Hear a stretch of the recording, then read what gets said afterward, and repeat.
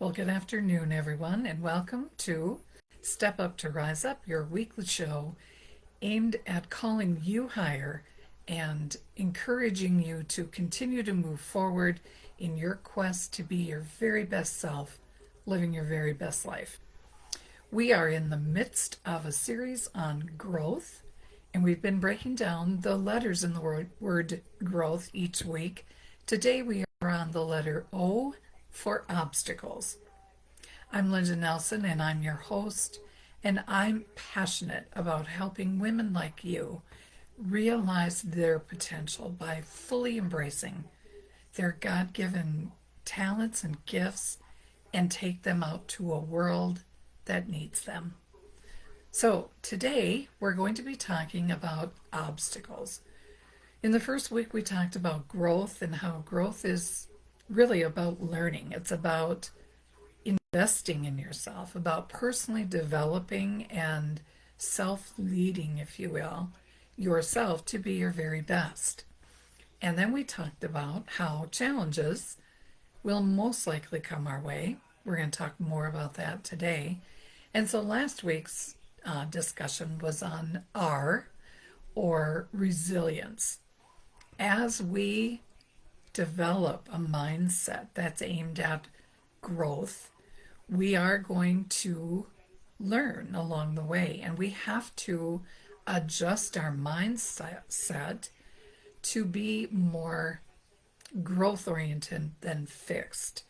And we went into a whole discussion about the differences there. But in effect, you want to have the mindset of being open to the possibilities, of being curious about learning, about growing as a person and becoming all that you're capable of.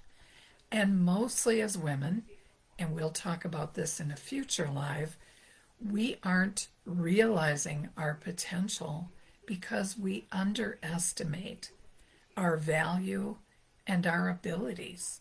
Women, the research shows, really significantly undervalue their worth. And so much of what challenges us is all of our internal thinking. So through growing and through investing in ourselves and becoming all that we can be, we are going to develop a character called resilience. It's kind of that bounce back ability where we get knocked down, we face challenges. Sometimes it takes us a while to get through them. Challenges in life are going to be thrown at us. We almost need to expect it.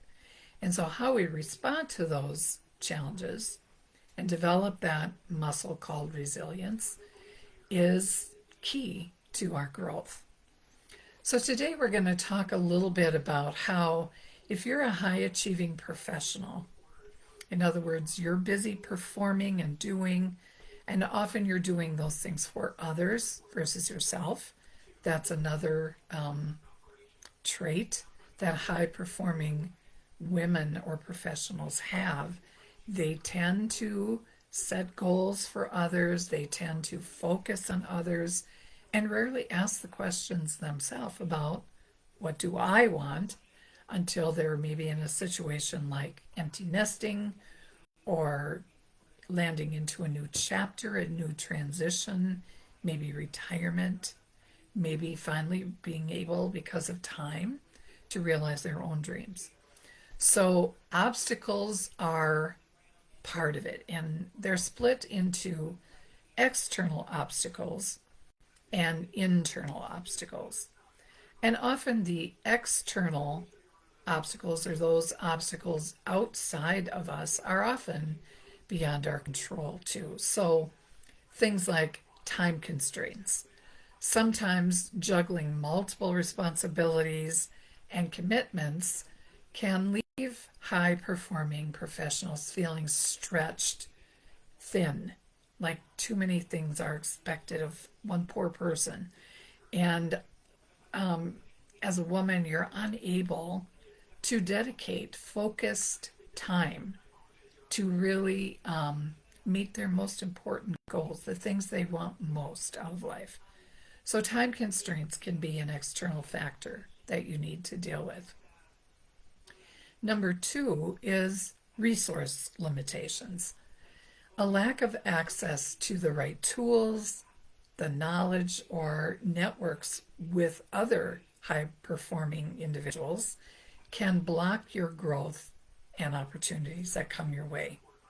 So, resource limitations is also external to us, but are perhaps out of your control at some point. The third one is workplace environment. If you're still in a situation where you're dependent on your career and a job, sometimes those environments can be toxic or unsupportive, those environments for you. So it could be poor leadership of the management team or micromanaging where they've, work too closely with you and don't give you that time and freedom, that space that you need. That can stifle your creativity and productivity. So those are three of the kind of the top external obstacles that if you're a high performing female professional, that can get in your way. Today I want to focus a little bit more though on internal or subconscious obstacles. These are obstacles that lie within us, but we often don't see them. They're blind spots. And it takes someone sometimes outside of us to actually see them or help make them visible to you.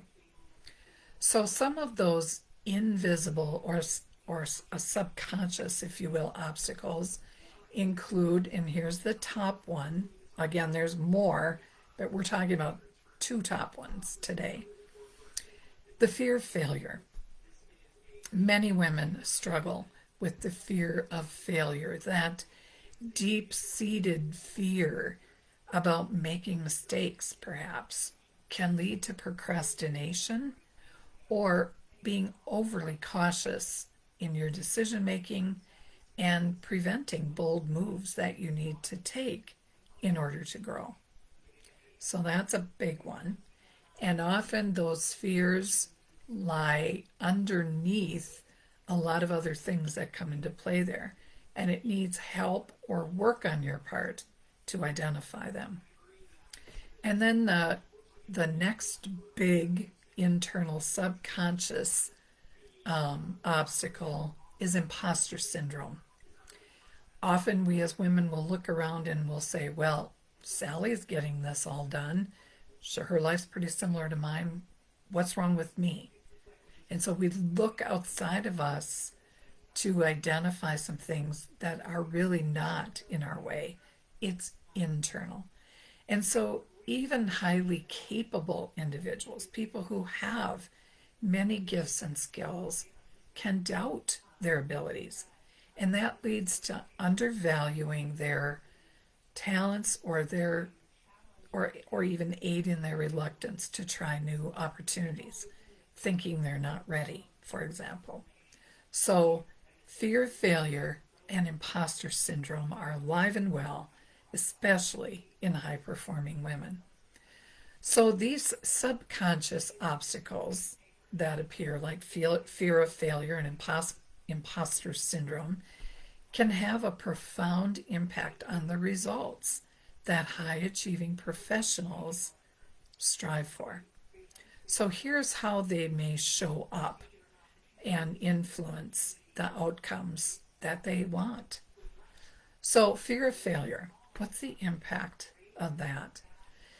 This fear can lead to self-sabotaging behaviors like, as we mentioned, procrastination or excessive perfectionism. In other words, you put off what you know you should do, even though you have that nagging, this is what I should do, this is what I'm capable of, this is where I feel I'm called for more. And so we don't feel ready, or we feel like if I make a mistake, that somehow it's not going to be perfect. So those two are sort of two sides of the same coin. So that can lead to avoiding taking those risks and stepping out of your comfort zone, those things that you really do need to do in order to grow.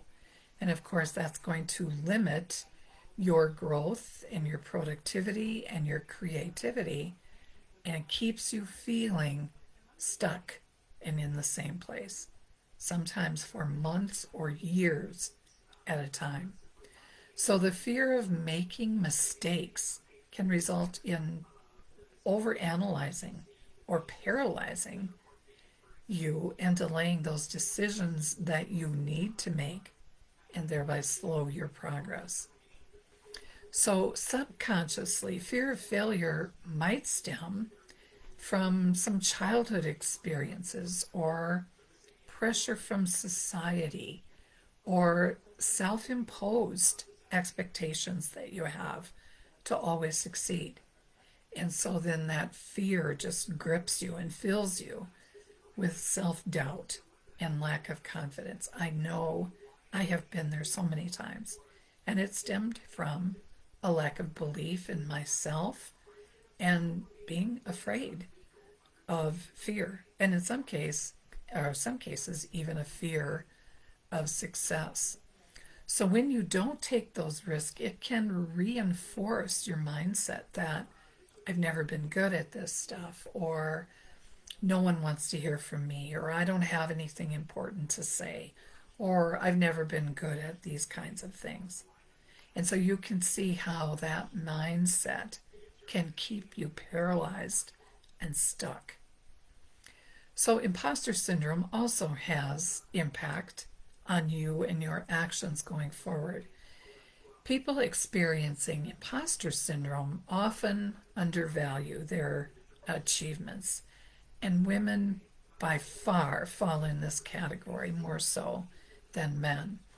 So men will attribute success to things like, I've always been good at things like that, where women will tend to say it was luck, external to them. And so how we even view success is different for men and for women. So that mindset can lead to burnout, overworking to prove that you can do it, even prove to yourself that you can do it, or reluctance, as I said, to step out and take those bold moves into your courageous zone, out of your comfort zone. So over time, it can create that cycle of self-doubt that affects advancing in your career, starting businesses, personal fulfillment, all those things that you really want deep inside of you. So often imposter syndrome will show up, and it arises from that kind of a subconscious comparison to others, that maybe you had some early criticism in your life or some environmental factors that emphasized you have to be perfect, you can't make mistakes. But those very things are keeping you from your full potential. God created you to be so much more, and you have it within yourself. You just need to learn to tap into it. So here are 5 tips that, or maybe I got 4, I can't remember. 5 different strategies that you can use to address some of these internal invisible barriers to your success. Number 1, you have to be aware. We have talked about this one before. You have to start by identifying those thoughts or those patterns that keep coming up for you. And as we talked, journaling, meditation, silence, some of those mindfulness practices can help bring your subconscious to the forefront and help you be aware of what some of those fears are. Number 2, we have to learn to reframe failure. Women especially are internalized failure. It's somehow their fault, even when it's not. And so failure, we need to reframe it as it's just lessons learned in our growth process. We never really fail if we try. We fail if we quit or don't try. But failing means you are trying. You're trying some things that don't work. And in the process, you're growing and you're learning. And you need that feedback to keep growing, to keep learning. So we have to reframe how we see failure. Number 3, celebrate achievements. Women that I know and work with often don't take that necessary time to really stop, pause, and acknowledge how far they've come. And they've come far because of all those risks they took, because of those little steps they took out of their comfort zone. But you have to stop and recognize them. And you have to give yourself a pat on the back. Sadly, we don't always get that affirmation in our workplaces, in our homes, from our children, from our husband. We have to learn to celebrate ourselves. So that's an important thing as we address these barriers that lie within. And then a 4th tip is to seek support. Get yourself in a group of like-minded people where you can share your growth and your frustrations and the walls you bump up against. Find yourself a mentor or a coach or a confidant where you can share in a non-judgmental way what your struggles are so that they can help you see them and then give you encouragement to keep going.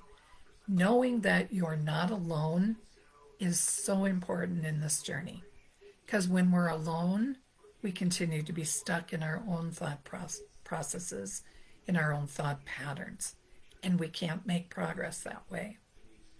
And then lastly, find a mentor or a coach or coursework, whatever that might be, to utilize some of these brain-based techniques to move you forward in your life. We are taught as women incorrectly about goal setting and goal achieving. We don't respond in the same way, we don't learn in the same way, and we start with the self-concept that often undervalues our worth. And so we have to learn some techniques to work with our brains instead of against them, instead of against how we're wired. Brains are not wired for success. Brains are wired to keep you safe. And keeping you safe is often trying to keep you in that comfort zone and not move forward. So that's what I got for you today, my friends. This week, I want you to spend a little time in just thinking about the thoughts that you have. What keeps coming up for you? What thoughts do you have? Do you have a fear of failure? Do you have a fear of success? Do you procrastinate? Why do you think that is? Most women would say they're lazy. That's not it. That's what our brains are doing to you to try to keep you safe. Are you afraid of making mistakes? Are you into perfectionism? And so it can paralyze you by overthinking your decisions, for example. So just spend some time this week just thinking about your thoughts in your quiet moments, in your devotion time, and then also practice applauding yourself. Celebrate how far you've come. Take a look back and see all the things you've done that you never thought you could. And then celebrate that, because that's all part of your growth journey. All right, bye for now, my friends. I'll see you next week when we go over the next level, which is W. So stay tuned. Have a wonderful week.